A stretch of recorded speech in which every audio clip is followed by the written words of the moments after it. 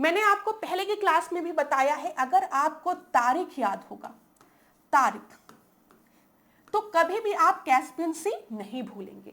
परीक्षा में पूछ लिया कि किन किन कंट्री के साथ कैस्पियन सी अपने बॉर्डर को शेयर करती है, या किसी भी तरीके से प्रश्न बना तो आप आसानी से कर लेंगे। यहां पर तारीख में आपको टी से क्या याद रखना है? तुर्कमेनिस्तान।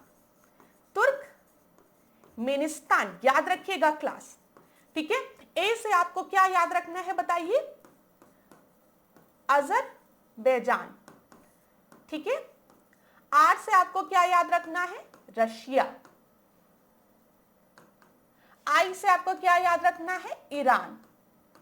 और के से आपको क्या याद रखना है? कजाकिस्तान।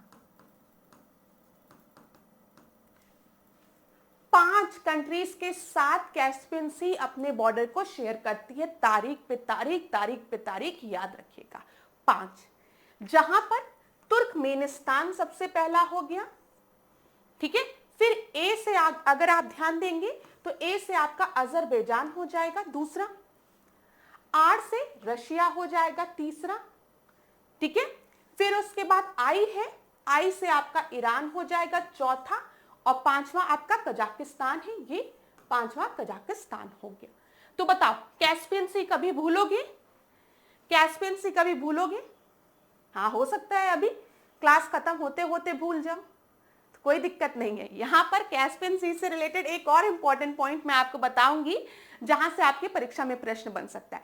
पहला प्रश्न तो कैस्पियन सी से रिलेटेड यही बनेगा कि कैस्पियन सी किन किन कंट्रीज के साथ अपने बॉर्डर को शेयर करती है। दूसरा प्रश्न जो आपकी परीक्षा में बन सकता है, वो ध्यान रखिएगा क्लास, कुछ इंपॉर्टेंट रिवर, वोल्गा, यूरल और कुरा, ये 3 रिवर तो आपको याद रखनी है, जो कि अपने वाटर को कहां ड्रेन करती है? कैस्पियन सी में। लिख लीजिए, जहां पर तारीख लिखिए वहीं पर लिख लीजिए इन 3 रिवर्स के बारे में, यूरल, वोल्गा और कुरा।